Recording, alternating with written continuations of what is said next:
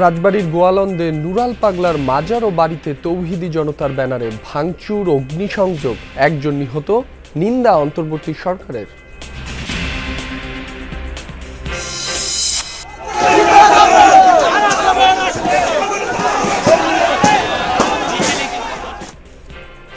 জাতীয় পার্টির কেন্দ্রীয় কার্যালয়ে ফের ভাঙচুর, আগুন, জড়িতদের আইনের আওতায় আনার দাবি।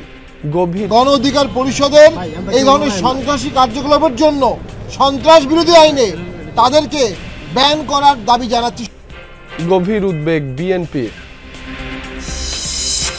দলকে শক্তিশালী করতে এনসিপি তৃণমূলে চলছে উঠান বৈঠক, নির্বাচন ঘিরে চলছে প্রস্তুতি, শিগগিরই ঢাকায় সক্রিয় হওয়ার কথা জানালেন নেতারা। একেবারে প্রত্যন্ত অঞ্চলের মানুষেরা তারা আসলে যে রাষ্ট্র কাঠামো নিয়ে ভাবেন, যেটা হয়তো আমাদের নজরে তেমনটা পড়তো না। উঠানে নতুন সংবিধান এই শিরোনামে কিন্তু বিচার সংস্কার এবং গণপরিষদ নির্বাচনের দাবিতে আমাদের এই মাঠের কর্মসূচিটি চলছে। জুলাই সনদ চূড়ান্তের পর কার্যকরে গুরুত্ব দিচ্ছে ঐকমত্য কমিশন। রাজনৈতিক দলগুলোর সদিচ্ছার ওপরই নির্ভর করবে বাস্তবায়ন, বলছেন বিশেষজ্ঞরা। সিলেট যেন পাথর খেকোদের স্বর্গরাজ্য। আরেফিন টিলায় 250 কোটি টাকা লুটপাট, দুদকের চার্জশিটে নেমে আসে 92 কোটি টাকায়, ক্ষুব্ধ পরিবেশবাদীরা। এলডিসি উত্তরণ পেছাতে আগ্রহী নয় সরকার, বেড়েছে জাতিসংঘের সাথে যোগাযোগ, প্রস্তুতি নিতে আরো কয়েক বছর চান ব্যবসায়ীরা। যখনই আমরা কোনো ফরেন মিশনের সাথে বসছি, আমরা কিন্তু এলডিসি গ্রাজুয়েশনটা একটা অন্যতম টপিকস আমাদের থাকছে। সরকার অনেক ধরনের চেষ্টা করছে এবং বিভিন্ন ধরনের কমিটি করা হয়েছে, বিভিন্ন ধরনের এফোর্ট নেওয়া হচ্ছে।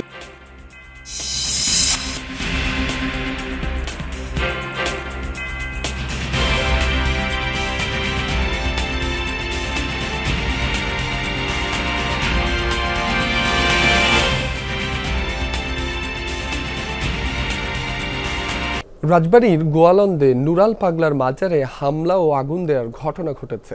আইন শৃঙ্খলা বাহিনী জানিয়েছে, তৌহিদি জনতার ব্যানারে জুমার নামাজের পর এই হামলা চালানো হয়। এ ঘটনায় রাসেল মোল্লা নামে একজন নিহত হয়েছে বলে নিশ্চিত করেছে বিবিসি বাংলা। আহত অর্ধশত। অভিযোগ উঠেছে কবর থেকে দেহাবশেষ তুলে আগুন দেওয়ার। এ নিয়ে এলাকায় উত্তেজনা বিরাজ করছে। এ ঘটনায় নিন্দা জানিয়ে বিবৃতি দিয়েছে প্রধান উপদেষ্টার প্রেস উইং। জড়িতদের বিচারের আওতায় আনার আশ্বাস দেওয়া হয়েছে। এদিকে রাজশাহীর পবায় একটি দরবারে হামলা ও ভাঙচুর হয়েছে জুমার নামাজের পর। রাজবাড়ীর গোয়ালন্দ জুমার নামাজের পরই নুরাল পাগলার দরবার ও বাড়ির কাছে অবস্থান নেয় তৌহিদি জনতার ব্যানারে বহু মানুষ। এক পর্যায়ে দরবারের গেট ভেঙে প্রবেশ করে ভেতরে। ভাঙচুরের পাশাপাশি আগুন দেয় তারা। বহু বছর ধরে এই দরবারটির কার্যক্রম চলে আসছে। বিক্ষুব্ধ এলাকাবাসীর দাবি, নুরাল পাগলা মারা যাওয়ার পর তাকে মাটি থেকে কয়েক ফুট উঁচুতে কবর দেওয়া হয়। মাজারের আকার করা হয় কাবার আদলে। এতেই ক্ষুব্ধ হন তারা, যার রেশ ধরে অনেকদিন ধরেই বিরাজ করছিল উত্তেজনা। আজকে নুরাল পাগলের আস্তানা ভেঙে তছনছ করে দিয়ে তার লাশকে জ্বালিয়ে দেওয়া হয়েছে। কবর দেওয়া হয়, মানে কফিনে করে সে আদলে ওকে কফিনে করে মানে বাক্সের মধ্যে রাখা হয়েছিল। প্রায় 80 দশক থেকে এই নুরাল পাগলা ইমাম মেহেদী দাবি করে আসছিলেন। ভাঙচুর ও আগুন দেওয়ার খবরে ঘটনাস্থলে যায় আইন শৃঙ্খলা বাহিনী। উত্তেজিত জনতা দরবার থেকে দূরে সড়কে আগুন জ্বেলে বিক্ষোভ করে। উপজেলা নির্বাহী কর্মকর্তা ও পুলিশের মোট 3টি গাড়িতে ভাঙচুর করা হয়। তৌহিদি জনতার ব্যানারে ইমান ও আকিদা রক্ষা কমিটি তাদের একটি এখান থেকে প্রায় আধা কিলোমিটার দূরে একটি আনসার ক্লাব মাঠে শান্তিপূর্ণ সমাবেশের কথা ছিল। তারা উচ্ছৃঙ্খলভাবে এখানে পরবর্তীতে এসে এই যে বাড়িটা আপনি দেখছেন, এই বাড়িতে তারা ঢুকে পড়ে এবং এখানে অগ্নুৎপাত ঘটায়। এদিকে রাজশাহীর পবাতে আজিজ ভান্ডারী খানকা শরীফে ভাঙচুর চালানো হয়েছে। স্থানীয়রা জানায়, প্রতি বছর ঈদে মিলাদুন্নবী উপলক্ষে 3 দিনব্যাপী আয়োজন থাকে দরবারে। শুক্রবার জুমার নামাজের পর একটি পক্ষ হামলা চালায়। কালকে সতর্ক করেছে, আজকে ভাঙচুর। আর এখানে আপনার আল্লাহ বিল্লাহ নবী সাহেবের কথাবার্তা হয়, আর শেষের দিকে যায় একদিন পরে একটু গান বাজনা হয়। গান বাজনা থাকবে, তোমরা বলেছে যে না গান বাজনা করা যাবে না। এই দরবার প্রধানের অভিযোগ, কয়েকদিন আগে হামলার হুমকি দিয়ে যায় একটি পক্ষ। বিষয়টি তখনই জানানো হয়েছিল পুলিশে। মাইকে অ্যালাউন্স করতে করতে এসে তারা নামাজ শেষ করে এসে তারা আমার এই দরবার শরীফকে হামলা করেছে। তো ইভেন পুলিশ এবং ওসি থাকার পরেও এসে এটা ভাঙিয়ে দিয়েছে। তাহলে যিনারা থাকার পরেও ভাঙিয়ে দিলেন, আমি এই আবেদন কার কাছ দেব? আগে থেকেই আমরা এটা আলাদা তো হঠাৎ করে আমাদের পরে লোকজন আজকে বের হয়েছে, এটা বের ওই হঠাৎ করেই তো উত্তেজিত জনতা বোঝেনি। তো হুমায়ুন রশিদ, যমুনা নিউজ। রাজধানীর কাকরাইলে জাতীয় পার্টির কেন্দ্রীয় কার্যালয়ে আবারও হামলা হয়েছে। ভাঙচুরের পর আগুন দিয়েছে হামলাকারীরা। কার্যালয়ের 5তলা ভবনের নিচের 2টি তলার অনেকাংশ পুড়ে গেছে। শুক্রবার সন্ধ্যায় গণ অধিকার পরিষদের নেতাকর্মীরা একটি মিছিল থেকে এই হামলা চালিয়েছে বলে অভিযোগ জাপা নেতাদের। ঈদে মিলাদুন্নবী উদযাপনের পরিকল্পনা নিয়ে কেন্দ্রীয় কার্যালয়ে বৈঠক করছিলেন জাতীয় পার্টির নেতাকর্মীরা। তাদের অভিযোগ, হঠাৎই একটি মিছিল থেকে হামলা ও ভাঙচুর শুরু করে একদল লোক। শুক্রবার সন্ধ্যায় গণ অধিকার পরিষদের মিছিল থেকে হামলা চালানো হয় বলে অভিযোগ করেছেন পার্টির নেতাকর্মীরা। এক পর্যায়ে আগুন ধরিয়ে দেওয়া হয় অফিসে। সরকারের দায়িত্ব হলো মবের বিরুদ্ধে অবস্থান গ্রহণ করা, কিন্তু যে এরকম ব্যবস্থা নেওয়া দরকার আমরা আজকে সেই রকম ব্যবস্থা দেখছি না। আমরা এটারও তীব্র নিন্দা এবং প্রতিবাদ জানাচ্ছি। এই পার্টি কোনো অন্যায়, চাঁদাবাজি, দখল, ভূমিদস্যুতা কোনো কিছু জড়িত নাই। আমরা কারো অফিসে হামলা করি না। আমরা আমাদের অফিসে বসে থাকবো, আমাদের রাজনৈতিক অধিকার, সাংবিধানিক অধিকার। সেই অধিকারকে তারা বারবার ক্ষুণ্ণ করতেছে মব সৃষ্টির মাধ্যমে। এটার প্রশাসনের কাছে আমরা বিচার চাই। হামলার কিছুক্ষণের মধ্যেই ঘটনাস্থলে হাজির হয় পুলিশ। শুরু হয় ধাওয়া পাল্টা ধাওয়া। পরিস্থিতি নিয়ন্ত্রণে জলকামান ও সাউন্ড গ্রেনেড ব্যবহার করে আইনশৃঙ্খলা রক্ষা বাহিনী। দ্বিমুখী এই সংঘর্ষ ছড়িয়ে পড়ে কাকরাইল ও এর আশপাশের এলাকায়। শেষতক রাত 8টা নাগাদ হামলাকারীদের পিছু হটিয়ে এলাকার নিয়ন্ত্রণ নেয় পুলিশ। হামলা ও সংঘর্ষের বিষয়ে কথা বলতে রাজি হননি রমনা থানার দায়িত্বরত কোনো কর্মকর্তা। ঘটনাস্থল পরিদর্শনে আসেন জাপা মহাসচিব। গণ অধিকার পরিষদকে নিষিদ্ধ করে 24 ঘন্টার মধ্যে হামলায় জড়িতদের আইনের আওতায় আনার দাবি জানান তিনি। রাষ্ট্রকে দায়িত্ব নিতে হবে, সরকারকে দায়িত্ব নিতে হবে। যারা মব সৃষ্টি করবে তাদের বিরুদ্ধে কোনো জুডিশিয়াল এনকোয়ারি হচ্ছে না। যারা মব করছে তাদের বিরুদ্ধে মামলাও নিচ্ছে না, তাদেরকে অ্যারেস্ট করা হচ্ছে না। অ্যারেস্টের হুমকি দেওয়া হচ্ছে যারা মবের ভিকটিম হচ্ছে। এভাবে রাষ্ট্র চলতে পারে না, এভাবে সরকার চলতে পারে না। সরকারের দায় এড়াতে পারবে না, গণ অধিকার পরিষদের দায় এড়াতে পারবে না। আমরা গণ অধিকার পরিষদের এই ধরনের সন্ত্রাসী কার্যকলাপের জন্য সন্ত্রাস বিরোধী আইনে তাদেরকে ব্যান করার দাবি জানাচ্ছি সরকারের কাছে।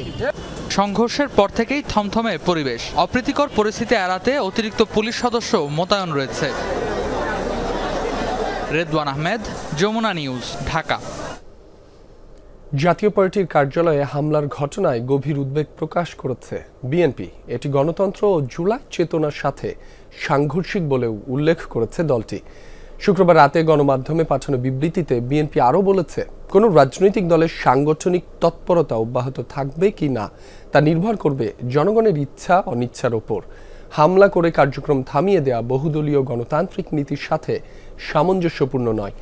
এতে আরও বলা হয়, কাকরাইলে জাতীয় পার্টির কেন্দ্রীয় কার্যালয়ে কিছু উশৃঙ্খল মানুষের হামলা ও ভাঙচুরের ঘটনা জুলাই গণঅভ্যুত্থানের পরে গণতান্ত্রিক রাষ্ট্র ও সমাজ বিনির্মাণের প্রত্যাশা পূরণে জনমনে বিভ্রান্তি ও হতাশা সৃষ্টি করবে। বিবৃতিতে আরও বলা হয়, রাজনীতিতে ভিন্নমত থাকতে পারে, কিন্তু শক্তি প্রয়োগের মাধ্যমে মত প্রকাশের স্বাধীনতাকে বাধা দেয়া স্বৈরাচারী মনোভাবেরই বহিঃপ্রকাশ। জাতীয় নাগরিক পার্টি এনসিপি কে কেন রাজপথ, সভা, সেমিনার কিংবা রাজনৈতিক কোনো প্ল্যাটফর্মে দেখা যাচ্ছে না? অনলাইনে নেতাদের আলাদা কিছু কার্যক্রমের বাইরে দলীয় কোনো কর্মসূচি কেন নেই? নতুন এ দলটি হঠাৎ কি ধীরে চলো রাজনীতি অবলম্বন করলো? এমন নানা প্রশ্ন ঘুরপাক খাচ্ছে রাজনৈতিক মহলে। এসবের উত্তরে দলটির 2 নেতা জানিয়েছেন, জেলায় জেলায় উঠান বৈঠকের মতো গণসংযোগ কর্মসূচি চলছে। সাধারণ মানুষের মতামত নিয়েই এনসিপি নির্ধারণ করছে আগামীর কর্মপরিকল্পনা। সহকর্মী লামিয়া তিথি কথা বলেছেন এই 2 নেতার সাথে। 28 ফেব্রুয়ারি আত্মপ্রকাশ করে জুলাই আন্দোলনে নেতৃত্ব দেয়া শিক্ষার্থীদের দল জাতীয় নাগরিক পার্টি এনসিপি। আত্মপ্রকাশের পর থেকেই নানা ইস্যুতে রাজপথ, আলোচনা আর সমালোচনায় সরব দলটির নেতাকর্মীরা। বিশেষ করে অভ্যুত্থানের 1 বছর পূর্তিতে এই জুলাইয়ে সারা দেশে জেলায় জেলায় দেশ গড়তে পদযাত্রা করে এনসিপি। সবশেষ চীন সফর করে ফেরা ছাড়া সম্প্রতিকালে রাজপথে নেই দলটির নেতাকর্মীরা। চোখে পড়ার মতো দলীয় কোনো কর্মসূচিও নেই। তাই অনেকেরই প্রশ্ন, কি করছে এনসিপি? দলটির সিনিয়র 2 নেতা বলছেন, রাজধানীতে কোনো কার্যক্রম চোখে না পড়লেও বাকি জেলাগুলোতে চলছে উঠান বৈঠকের মতো জনসংযোগ। বাংলাদেশে যে নতুন সংবিধানের বাস্তবতা তৈরি হয়েছে এবং বিচার এবং সংস্কারের যে প্রস্তাবনাগুলো আছে সেগুলোকে যাতে একটা কার্যকরিতার দিকে নিয়ে যাওয়া যায় সে ব্যাপারে আমরা উঠান বৈঠক করছি, হাটসভা করছি ঢাকার বাইরে একটা প্রত্যন্ত অঞ্চলগুলোতে। এই কারণে হয়তো ঢাকায় যে কর্মসূচি থাকবার কথা সেটা হয়তো কয়েকদিন ধরে হয়তো সেই কর্মসূচি তেমন একটা নজরে পড়েনি। আগস্টের 31 তারিখ থেকে শুরু করে 2রা সেপ্টেম্বর পর্যন্ত আমাদের প্রায় 27টি উপজেলায় কিন্তু উঠানে নতুন সংবিধান এই শিরোনামে কিন্তু বিচার সংস্কার এবং গণপরিষদ নির্বাচনের দাবিতে আমাদের এই মাঠের কর্মসূচিটি চলছে। জাতীয় নির্বাচনকে সামনে রেখে উঠান বৈঠক থেকে কি ধরনের মতামত পাচ্ছেন তারা? ভোটের রাজনীতিতে তা কিভাবে কাজে লাগাবে দলটি? উঠান বৈঠকে আমরা আসলে জুলাই সনদ, নতুন সংবিধান সেই বিষয়গুলো নিয়ে আমরা সেখানে সামগ্রিকভাবে কথা বলেছি এবং আমরা মানুষের কথা শোনার চেষ্টা করেছি। একেবারে প্রত্যন্ত অঞ্চলের মানুষেরা তারা আসলে যে রাষ্ট্র কাঠামো নিয়ে ভাবেন যেটা হয়তো আমাদের নজরে তেমনটা পড়তো না সেটা পড়ছে। বাংলাদেশে যে 24-এর অভ্যুত্থানের মধ্য দিয়ে একটা নতুন রাজনৈতিক জনগোষ্ঠীর আবির্ভাব ঘটেছে, উঠান বৈঠকে আমরা তার একটা রিফ্লেকশন দেখতে পাই। নতুন সংবিধান কেন প্রয়োজন এবং আমাদের এখানে দীর্ঘ 54 বছরের যে সাংবিধানিক কাঠামো সেই কাঠামো কীভাবে স্বৈরতান্ত্রিক তৈরি করেছে সেটার বিপরীতে একটা নতুন সংবিধান গণতান্ত্রিক নতুন বাংলাদেশ মানুষের মানবিক অধিকার, মানবিক মর্যাদা আর নাগরিক অধিকার প্রতিষ্ঠার জন্য কেন প্রয়োজন সেই বিষয়গুলো নিয়ে আলাপ আলোচনা হচ্ছে। পার্টির এই নেতারা জানান, উঠান বৈঠক শেষে আবারও ঢাকায় সরব হবে এনসিপি। লামিয়া তিথি, যমুনা নিউজ, ঢাকা। চূড়ান্ত হয়েছে জুলাই সনদ। এবার সনদ বাস্তবায়নের উপায় সম্পর্কিত সুপারিশ যাচ্ছে রাজনৈতিক দলগুলোর কাছে। আগামী সপ্তাহে বিশেষজ্ঞদের সঙ্গে বৈঠক শেষে পাঠানো হবে এসব সুপারিশ। বিশেষজ্ঞরা বলছেন, জুলাই সনদের বাস্তবায়ন নির্ভর করছে রাজনৈতিক দলের সদিচ্ছার ওপর। তাই তাদের মধ্যে দ্বিমত কমানো গেলে সহজ হবে বাস্তবায়ন প্রক্রিয়া।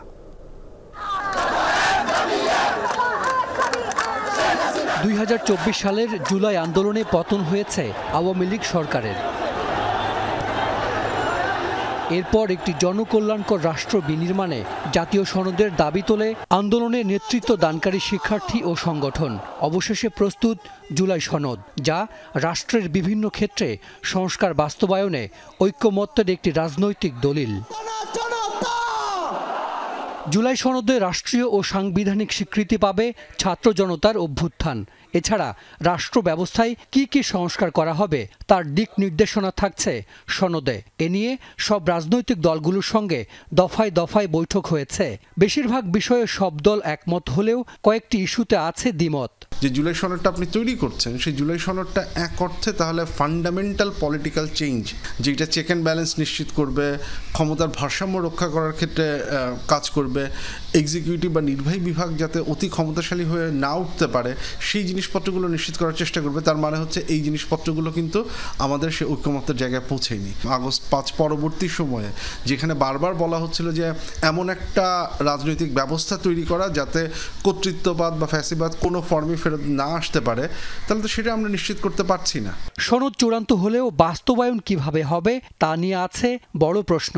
এবার বাস্তবায়নের দিকে গুরুত্ব দিচ্ছে জাতীয় ঐক্যমত্য কমিশন। সহজে বা অল্প সময়ে বাস্তবায়ন এবং দীর্ঘমেয়াদী এই দুই ভাগে ভাগ করা হয়েছে জুলাই চার্টার। অধিকাংশ দল মনে করেন যে এরকম একটি সাংবিধানিক ব্যবস্থা থাকা দরকার। জুলাই সনদের বিভিন্ন দিক খতিয়ে দেখছেন শিক্ষক ও রাষ্ট্রবিজ্ঞানী সাব্বির আহমেদ। তার মতে শক্তিশালী বিরোধী দল পাওয়া গেলে এর বাস্তবায়ন সহজ হবে।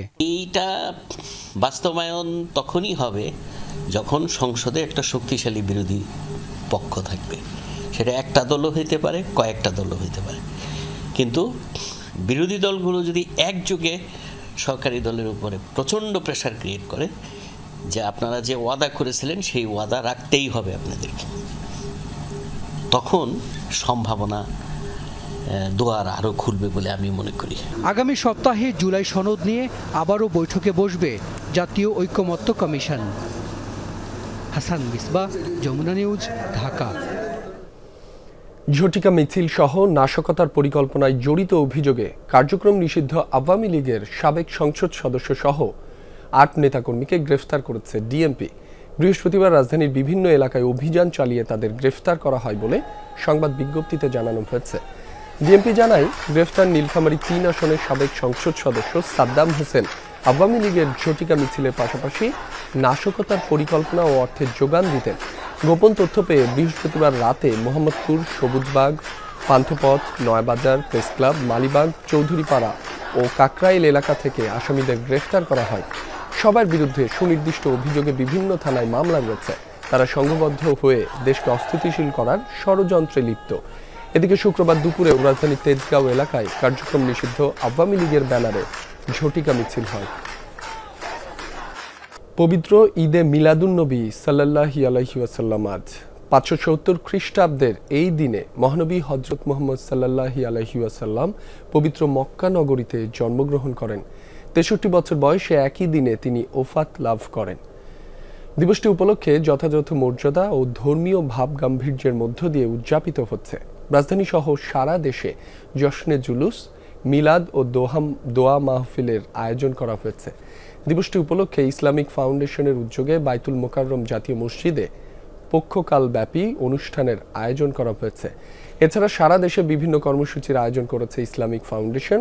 রাজধানীর সোহরাওয়ার্দী উদ্যানে সকাল 10টায় আঞ্জুমানে রহমানিয়া মাইনিয়া মাইজ ভান্ডারির উদ্যোগে জশ্নে জুলুসের আয়োজন করা হয়েছে। সেখানে যোগ দিবেন আহলে সুন্নাত ওয়াল জামাতের নেতৃবৃন্দ, শীর্ষস্থানীয় আলেম, ইসলামী চিন্তাবিদ, গবেষক, শিক্ষাবিদ সহ দেশ বরেণ্য ব্যক্তিবর্গ। যমুনা নিউজে একটা বিরতি নিচ্ছি, সাথেই থাকুন।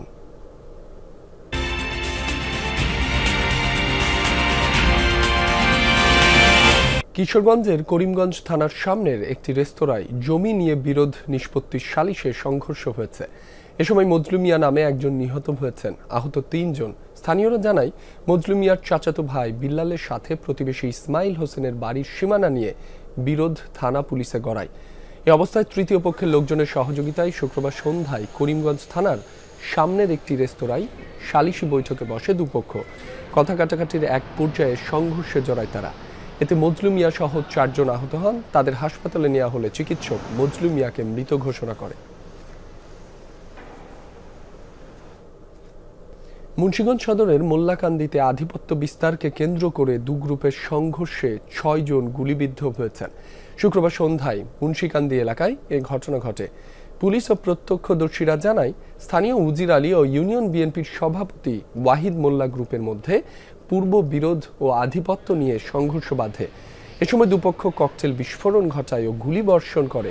গুলিবিদ্ধ হন অন্তত 6 জন। তাদের উদ্ধার করে হাসপাতালে নেওয়া হলে 4 জনকে ঢাকা মেডিকেলে পাঠানো হয়। পুলিশ আরও জানায়, অটোরিকশা ভাঙা নিয়ে মুন্সিকান্দিতে একটি সালিশের কথা ছিল, সেখানেই সংঘর্ষের ঘটনা ঘটে। তবে এখন পর্যন্ত কোনো পক্ষ অভিযোগ দেয়নি। নির্দিষ্ট অভিযোগ পেলেই আইনগত ব্যবস্থা নেওয়া হবে বলে জানান তিনি। রাজধানীর যাত্রাবাড়ি থানাধীন হানিফ ফ্লাইওভারের পাশে বাস ও সিএনজির মুখোমুখি সংঘর্ষে 2 জন নিহত এবং 2 জন আহত হয়েছেন। শুক্রবার রাত 8টার দিকে এই দুর্ঘটনা ঘটে। নিহতরা হলেন সিএনজি চালক শহীদুল এবং দোকান কর্মী ইমরান। নিহত সিএনজি চালকের ছেলে শিশু এবং রফিক নামে আরও এক ব্যক্তি আহত হয়েছে। পুলিশের ধারণা, হানিফ ফ্লাইওভারের পাশে দ্রুতগামী একটি বাস বিপরীত দিক থেকে আসা সিএনজিকে ধাক্কা দিলে এ মর্মান্তিক দুর্ঘটনা ঘটে। এতে ঘটনাস্থলেই শহীদুল ও ইমরান মারা যান। ঢাকা মেডিকেল পুলিশ ক্যাম্পের পরিদর্শক মোহাম্মদ ফারুক জানান, আহত রফিক 4 নম্বর ওয়ার্ডে চিকিৎসাধীন আছেন। প্রাথমিক চিকিৎসা দেওয়া হয়েছে শিশুটিকে।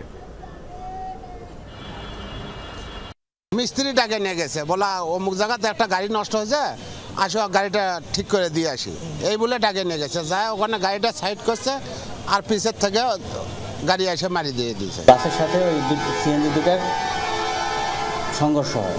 সংঘর্ষের ফলে একটা সিএনজির ড্রাইভার এবং অন্য আরেকটা সিএনজির যাত্রী ঘটনাস্থলেই মৃত্যুবরণ করে, আর 2 জন যাত্রী ছিল, তারা আহত হয়। গাজীপুর ৩ সড়ক এলাকায় রাস্তা পারাপারের সময় বাসের ধাক্কায় নওগাঁ জেলার ডিবি পুলিশের ওসি মুস্তাফিজ হাসান নিহত হয়েছেন। এ ঘটনায় আহত হয়েছেন তার স্ত্রী। শুক্রবার রাত 9:30টার দিকে দুর্ঘটনা ঘটে। স্থানীয়রা জানায়, নওগাঁ জেলার ডিবি পুলিশের ভারপ্রাপ্ত কর্মকর্তা মুস্তাফিজ হাসান ও তার স্ত্রী লতিফা জেসমিন রাস্তা পার হচ্ছিলেন। এ সময় চান্দনা চৌরাস্তা থেকে শিববাড়িগামী পথের সাথী পরিবহনের একটি বাস তাদের ধাক্কা দেয়। উদ্ধার করে হাসপাতালে নেওয়া হলে চিকিৎসক ওসি মুস্তাফিজকে মৃত ঘোষণা করেন। গুরুতর অবস্থায় তার স্ত্রীকে ঢাকা মেডিকেলে পাঠানো হয়েছে। এ ঘটনায় বাসের চালককে আটক করেছে পুলিশ। বাসটিকেও জব্দ করা হয়েছে। নওগাঁ জেলা পুলিশ সুপার মোহাম্মদ সাফিউল সারওয়ার জানান, ছুটিতে স্বজনদের সাথে দেখা করতে গিয়েছিলেন তিনি। রাজধানীর যাত্রাবাড়ি থানাধীন হানিফ ফ্লাইওভারের পাশে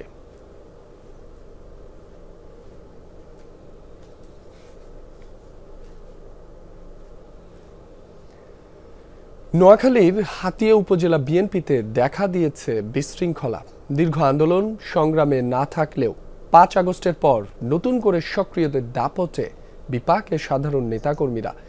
এ দ্বীপে দলের রাজনীতির পরিবর্তে হয় ব্যক্তির রাজনীতি। বিএনপির কেন্দ্রীয় এক নেতার বিরুদ্ধে বিভিন্ন কমিটি গঠনে প্রভাব বিস্তারের অভিযোগও রয়েছে, যার ফলে মারামারি ও সংঘর্ষের ঘটনাও ঘটে বেশ কয়েকবার। দীর্ঘদিন রাজনীতির মাঠে অনুপস্থিত থেকে 5 আগস্টের পর হাতিয়া উপজেলা বিএনপির হাল ধরতে চেষ্টা করছেন বিভিন্ন পর্যায়ের নেতারা, যেখানে আলোচনায় আছেন বিএনপির চট্টগ্রাম বিভাগীয় সাংগঠনিক সম্পাদক মাহবুবুর রহমান শামীম, সাবেক সংসদ সদস্য প্রকৌশলী ফজলুল আজিম, উপজেলা বিএনপির সাবেক সাধারণ সম্পাদক প্রকৌশলী তানভীর রাজীব। এছাড়াও আছেন ছাত্রদল কেন্দ্রীয় সংসদের সাবেক যুগ্ম সাধারণ সম্পাদক শাহনেওয়াজ ও কেন্দ্রীয় যুবদলের সাবেক শিল্প বিষয়ক সম্পাদক কারিমুল হাইনাইম। নেতাদের প্রভাব বিস্তারের চেষ্টায় 5 আগস্টের পর অভ্যন্তরীণ কোন্দলে জড়িয়ে পড়েন অনেকে। গ্রুপে গ্রুপে বিভক্ত কর্মীদের মধ্যে সংঘর্ষের ঘটনাও ঘটে, যা নিয়ে আতঙ্কিত হাতিয়ার সাধারণ মানুষ। আমরা কোনো গ্রুপিং চাচ্ছি না, আমরা চাচ্ছি সবাই ঐক্যবদ্ধ হয়ে কাজ করার জন্য, হাতিয়াবাসীর উন্নয়নমূলক কাজ করার জন্য। বিএনপির রাজনীতিতে আমরা সবাইকে ঐক্যবদ্ধ দেখতে চাই এবং উন্নয়ন দেখতে চাই। অভিযোগ আছে, নেতৃবৃন্দের সবাই হাতের বাইরে থেকে স্থানীয় রাজনীতিতে কলকাঠি নাড়ান। নির্দলীয় কার্যালয়, রাজনীতির চর্চা হয় ব্যক্তিগত বাড়ি, হোটেল আর রিসোর্টে। দলের চেয়ে প্রাধান্য পায় ব্যক্তি রাজনীতি। একচাটিভাবে নিতেছে, কিন্তু আসলে তৃণমূলে যারা রাজনীতির নেতৃত্ব দিয়ে দীর্ঘদিন এই দলটাতে সাথে ছিল, দলটাকে ধরে রেখেছে, আসলে তারা পদে দিয়ে তাদেরকে মূল্যায়ন করতেছে না। 5 আগস্টের পরে আমাদের হাতিয়াতে বহিরাগত একটা লোক চলে আসছে, ওনার কারণে আমাদের হাতিয়াতে বিভিন্ন কারণে নেতাকর্মীদের মধ্যে ঝামেলা চলছে।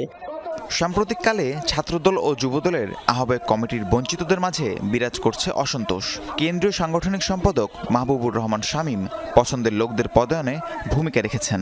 অঙ্গ সংগঠনের কাউন্সিল ছাড়া কমিটি ঘোষণায় তৃণমূলের ক্ষোভ কেন্দ্রের প্রতিও। হাতিয়া উপজেলা বিএনপির কমিটিতেও ত্যাগীদের মূল্যায়ন হবে কিনা তা এখন কর্মীদের বড় প্রশ্ন।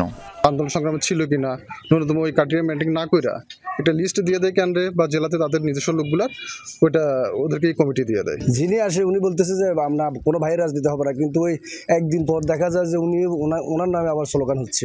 একটা পক্ষকে যারা নির্যাতিত ত্যাগী ওদেরকে বঞ্চিত করে নতুন করে ওদের দিয়ে ওনার অনুগত লোকদের দিয়ে কমিটি করা হচ্ছে। বিভিন্ন গ্রুপে বিভক্ত নেতৃবৃন্দ বলছেন, তাদের পছন্দের ভাইয়ের নেতৃত্বে স্থানীয় বিএনপি ঐক্যবদ্ধ। নিজেদের মধ্যে মতভেদ ছিল, কিন্তু শামীম ভাই দায়িত্ব পাওয়ার পর থেকে মোটামুটি আমাদের এখানে 80% আমি বলবো সবাই ইতিমধ্যে ঐক্যবদ্ধ হয়ে গেছে। 3-4 গ্রুপে আছে, যে গ্রুপগুলোর কারণে সাধারণ বিএনপি যারা করে তাদের মনোবল হারিয়ে ফেলতেছে। জেলা বিএনপি বলছে, সব পক্ষকে ঐক্যবদ্ধ করে হাতিয়া বিএনপিকে এগিয়ে নেওয়ার চেষ্টা চলছে। স্বৈরাচার পতনের পরে সেখানে বিএনপি বহুদা বিভক্ত, বেশ কয়েকভাবে বিভক্ত হয়ে তারা রাজনৈতিক কর্মকাণ্ড চালাচ্ছে। আমরা নোয়াখালী জেলা বিএনপির পক্ষ থেকে উদ্যোগ নিয়েছি, সেখানে সবাইকে ঐক্যমত করে একটা সাংগঠনিক কমিটি, আহ্বায়ক কমিটি দেওয়ার জন্য। ব্যক্তি রাজনীতির ঊর্ধ্বে উঠে সবাই ঐক্যবদ্ধভাবে দলের রাজনীতি করবে, এমনটাই প্রত্যাশা সাধারণ নেতাকর্মীদের। সেই সঙ্গে নির্বাচনে হাতিয়ার সন্তান এবং যোগ্য ব্যক্তিকে মনোনয়ন দিবে দল, সেই আহ্বান কেন্দ্রের প্রতি। রাহিম সারোয়ার, যমুনা নিউজ। বছরের পর বছর লুট হয়েছে সিলেটের সম্পদ, সমালোচনা হলেই হয়েছে তদন্ত কমিটি, কিন্তু প্রভাবশালীরা থেকেছে ধরা ছোঁয়ার বাইরে। এবারও সেই চিত্র। এর আগে প্রশাসনের তদন্তে 252 কোটি টাকা পাথর লুট আর মূল হোতাদের চিহ্নিত করা হলেও দুদকের মামলায় একজনের বিরুদ্ধে লুটের অঙ্ক নেমে আসে 92 কোটি টাকায়। এ নিয়ে ক্ষুব্ধ পরিবেশবাদীরা। তাদের অভিযোগ, গত 1 বছরে 3টি স্থানে লুটপাট হলেও প্রশাসন ব্যস্ত শুধু সাদা পাথর নিয়ে। এ নিয়ে বিস্তারিত দেখবেন আজ রাতে ক্রাইম সিনে। সাদা পাথর নিয়ে হইচই আর ভাইরাল খবরের ভিড়ে অনেকটাই হারিয়ে গেছে শাহ আরিফিন টিলা ও জাফলংয়ের ঘটনা। অথচ পাথর লুটের বড় ঘটনার শুরু এসব স্থান থেকেই।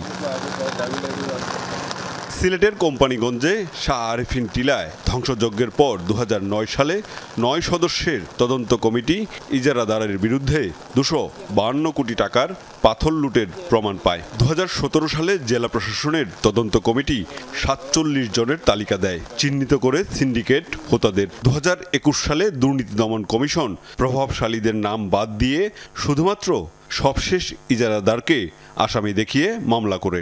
মাঠ পর্যায়ের তদন্তে যেখানে 250 কোটি টাকার পাথর লুটের প্রমাণ পাওয়া গিয়েছিল, রহস্যজনকভাবে সেখানে দুদক গত মাসে মাত্র 92 কোটি টাকার ক্ষয়ক্ষতি দেখিয়ে চার্জশিট দিয়েছে। এ ঘটনায় ক্ষুব্ধ পরিবেশবাদীরা। অন্তর্বর্তীকালীন সরকার দায়িত্ব গ্রহণের পরে যে ব্যাপক লুটতরাজ হয়েছে সাদা পাথর এলাকা সহ সিলেটের বিভিন্ন জায়গাতে, সেই লুটপাটের সাথে যারা জড়িত আছেন তাদেরকে প্রকৃতপক্ষেই চিহ্নিত করা, কিন্তু আসলে দেখা গেছে যে অনেকেই এলাকা ছাড়া হয়ে গেছেন। আর যে প্রতিবেদন এসেছে তা নিয়েও নানান প্রশ্নের অবকাশ আছে। জাফলংয়ে দেখা যাচ্ছে যে পাথর লুটপাট হচ্ছে, তারপরে রেলওয়ে বাংকারের পাথর লুটপাট হলো, তারপরে আমরা দেখতে পাচ্ছি আরও কিছু স্পটে পাথর লুটপাট হচ্ছে। সেই সব জায়গা নিয়ে কিন্তু তদন্ত কমিটি নেই এবং সেই ধরনের তৎপরতাও নেই, কিন্তু সেইখানেও তো পরিবেশ বিনষ্ট হচ্ছে। যার জন্য আমরা মনে করি যে সব জায়গাকে সমান গুরুত্ব দিয়ে, যেসব জায়গায় পরিবেশ বিপর্যস্ত হচ্ছে সব জায়গা নিয়েই সরকারকে তৎপর হবে, সেটাই আমরা আশা করছি। ভয়াবহ লুটের হোতাদের ধরতে তৎপরতা দেখানো হলেও ধরা পড়েনি কেউ। একটু কৌশলগত কারণেই আমরা হয়তো তাদের নামটা এখন বলছি না, কিন্তু তাদেরকে গ্রেফতার করার জন্য যত ধরনের প্রসিডিউর আছে আমরা সায়েন্টিফিক টেকনোলজি ইউজ করে তাদের লোকেশন ট্রেস করে আমরা চেষ্টা করছি। সাদা পাথরকে গুরুত্ব দেওয়ার বিষয়ে যুক্তি দিলেন জেলা প্রশাসক। কাজটা ফাঁকা না, কাজটা হলো যে আমরা এখন সবগুলোতে একটা প্রিভেন্টিভ মেজার ও একটা কম্প্রেহেনসিভ প্ল্যান চিন্তা করতেছি যে প্রত্যেকটা জিনিসই প্রোটেকশনে কি কি বিষয় করা যায়। মানে এইবারে ভোলাগঞ্জে এটা নিয়ে জনই ঘটনাগুলি ঘটলো আর কি। এটা আমরা আশা করছি যে টুরিস্ট স্পটগুলি আছে আপনার এখানে জাফলং সহ আরিফিন টিলা বা অন্য যে কোনো জায়গায়, এটা তো এটা হয়তো এবার একটা প্রোটেকশন মেজারে আমরা আনার চেষ্টা করবো। আশা করছি 1 মাস সময় লাগবে। জেলা প্রশাসক জানান, এরই মধ্যে পরিদর্শন করেছেন জাফলং, যাবেন শাহ আরিফিন টিলাতেও। মাহবুব রহমান রিপন, যমুনা নিউজ, সিলেট। সংঘর্ষের পর কিছুটা অনিশ্চয়তায় চট্টগ্রাম বিশ্ববিদ্যালয় কেন্দ্রীয় ছাত্র সংসদ চাকসু নির্বাচন। ক্যাম্পাসে সৃষ্ট পরিস্থিতিতে নির্বাচনের আবহও অনেকটা ফিকে হয়ে এসেছে। সংশয়ে আছেন সাধারণ শিক্ষার্থীরাও। সংঘর্ষ, হামলা, বিপুল শিক্ষার্থী আহতের পর নির্বাচনের পরিবেশ নিয়ে ছাত্র সংগঠনগুলোর অবস্থানও পরস্পর বিরোধী। ৩৫ বছর পর চাকসু নির্বাচন তফসিল ঘোষণার পর চট্টগ্রাম বিশ্ববিদ্যালয় ক্যাম্পাসে তৈরি হয় উৎসবের আমেজ। তফসিলের 2 দিন পর 30 সেপ্টেম্বর রাতে ও পরদিন শিক্ষার্থীদের সাথে জোবরা গ্রামবাসীর ব্যাপক সংঘর্ষে পাল্টে গেছে চিত্র। 450 শতাধিক শিক্ষার্থী আহত হওয়ায় ভোটের সেই আবহ নেই। নিরাপত্তা এবং হামলার বিচার দাবিতে সাধারণ শিক্ষার্থী এবং ছাত্র সংগঠনগুলোর মধ্যকার দ্বিধা বিভক্তিতে চাকসু নির্বাচন নিয়ে তৈরি হয়েছে অনিশ্চয়তা।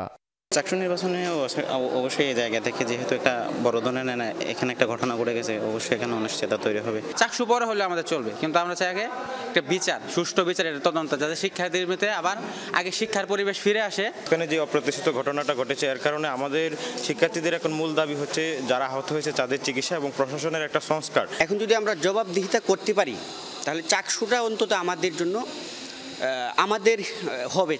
চাকসুটা যদি হয়ে যায় অনেক কিছু সমাধান আসবে। নির্বাচনের ক্ষেত্রে বেশ কিছু অন্তরায় দেখছে ছাত্রদল, বাকছাস এবং কিছু বাম সংগঠন। শিক্ষার্থীদের নিরাপত্তার বিষয়কে প্রাধান্য দিচ্ছে তারা।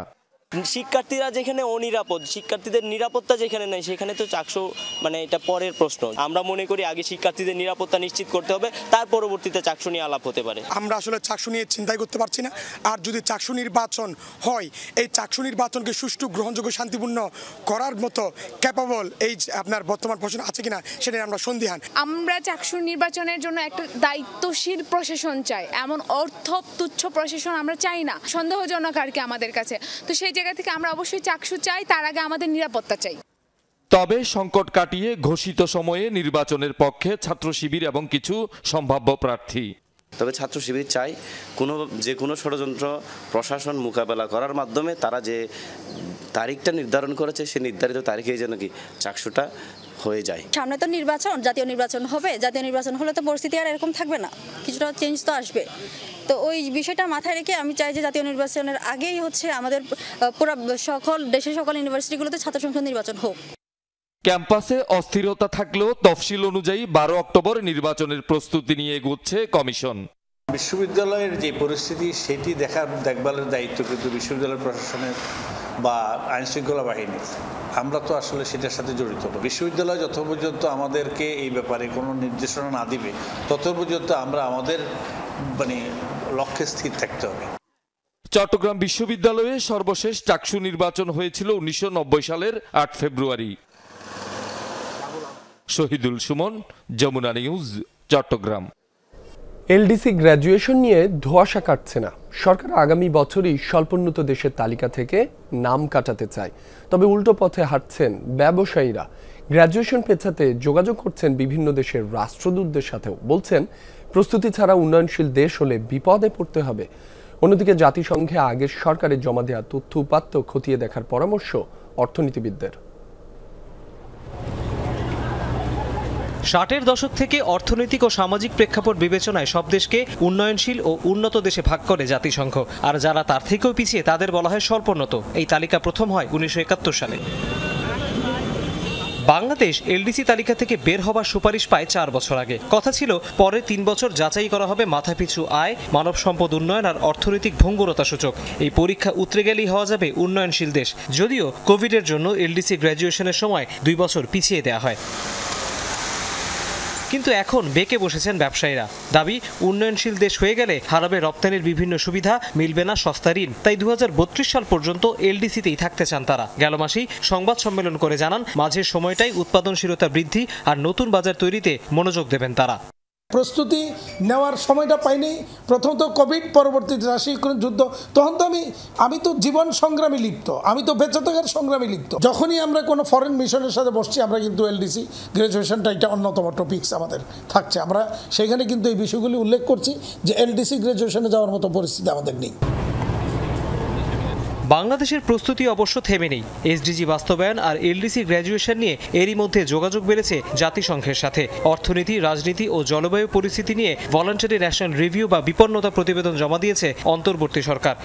সরকার অনেক ধরনের চেষ্টা করছে এবং বিভিন্ন ধরনের কমিটি করা হয়েছে, বিভিন্ন ধরনের এফোর্ট নেওয়া হচ্ছে। সেগুলো যদি করা যায় তাহলে এলডিসি গ্র্যাজুয়েশনের হয়তো ট্রানজিশনটা স্মুথ হতেই পারে এবং খুব বেশি সমস্যা হবে বলে আমি মনে করছি না।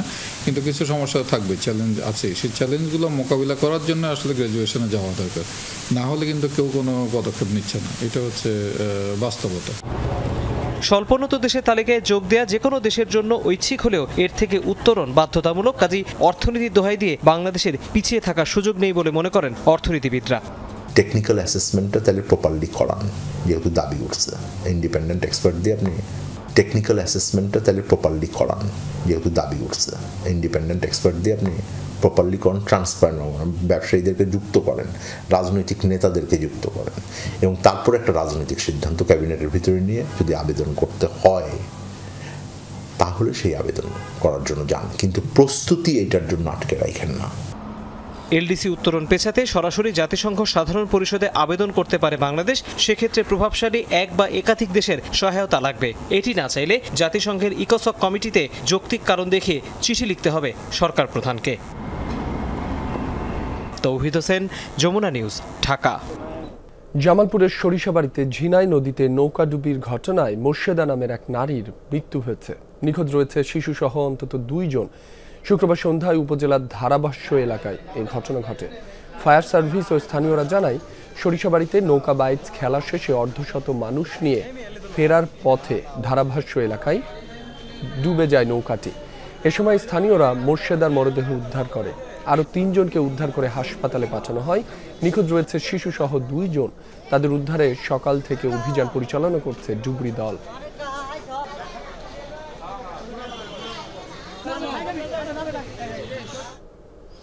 উদ্ধার অভিযানের সবশেষ খবরাখবর জানবো। যুক্ত হচ্ছেন সহকর্মী সাগর ফরাজি। সাগর, উদ্ধার অভিযান কখন শুরু হয়েছে? নিখোঁজদের কি কোনো খোঁজ পাওয়া গেছে কিনা? দেখুন, গতকাল সন্ধ্যায় এই নদীতে নৌকো বাইচ খেলার শেষে এই যারা দর্শক রয়েছে তারা কিন্তু এই একটি নৌকা করে কিন্তু আসছিল।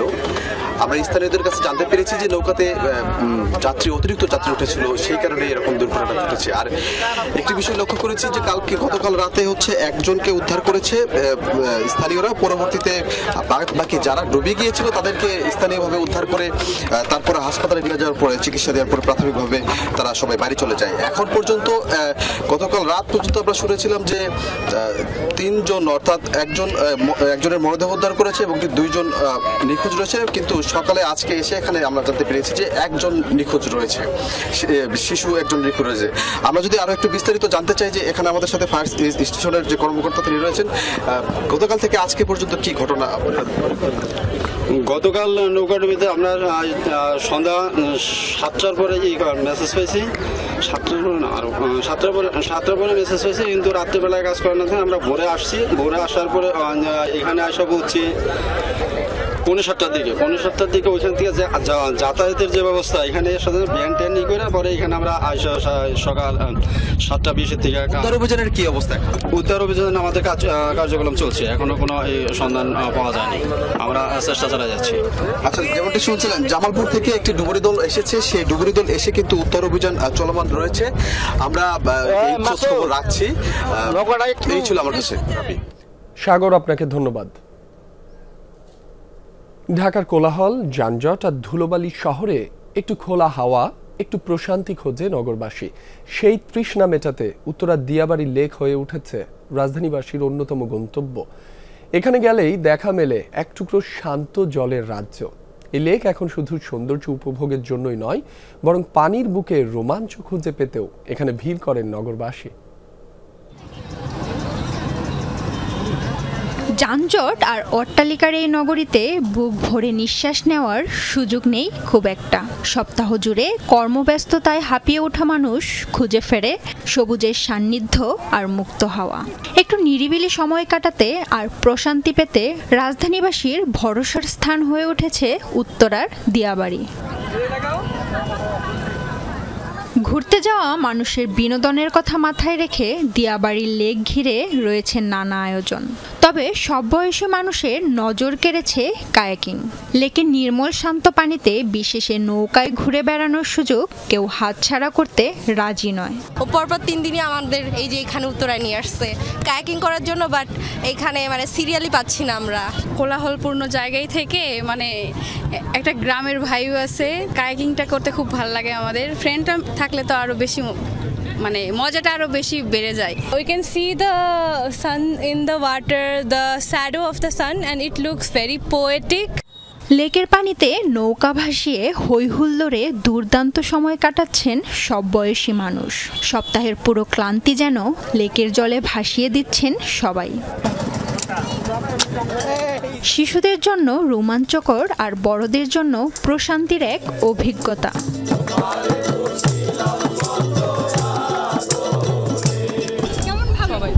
অনেক ভালো। কেমন লাগছে? ভালো। সপ্তাহে ছুটির দিনে আমরা এমন একটা খোলামেলা পরিবেশে কায়াকিং এর এমন একটা সুযোগ আমাদের জন্য আসলে খুবই আনন্দদায়ক। শহরে এই বোটের যে ব্যবস্থাটা, কারণ বাচ্চারা তো পায় না, তো এটা আমাদের জন্য খুবই ভালো একটা মুহূর্ত। শুধু কায়াকিং নয়, প্রকৃতির শান্ত পরিবেশ আর খোলা আকাশের দৃশ্য দেখতে দিয়াবাড়িতে ছুটে আসছেন অনেকেই। তবে দিন দিন বেড়ে চলা কায়াকিংয়ের জনপ্রিয়তা এ জায়গাতে যোগ করেছে বাড়তি মাত্রা। দিয়াবাড়ি প্রকৃতি আর নগর জীবনের প্রাণচাঞ্চল্য যেখানে এক হয়ে ধরা দিয়েছে। রাজধানীর খুব কাছের এই বিনোদন কেন্দ্রের নয়নাভিরাম পরিবেশ মুগ্ধ করবে যে কাউকে। টাউনের ভিতরে থাকতে ভালো লাগে না, একটু খোলামেলা আবহাওয়া, সুন্দর সন্ধ্যা, দারুণ। অনেক অনেক সুন্দর লাগছে, মানে ওয়েদারটা দেখতেই পারতেছেন কেমন। মনে হচ্ছে আমি দেশের বাইরে কোথাও আছি, একদিকে মেট্রো অন্যদিকে সূর্যাস্ত, মানে অসাম একটা পরিবেশ। সূর্য তখন পশ্চিম আকাশে হেলে পড়ছে, আলো আধারির দিয়াবাড়ি লেকে বেজেছে বিদায়ের সুর। সবার তখন বাড়ি ফেরার পালা।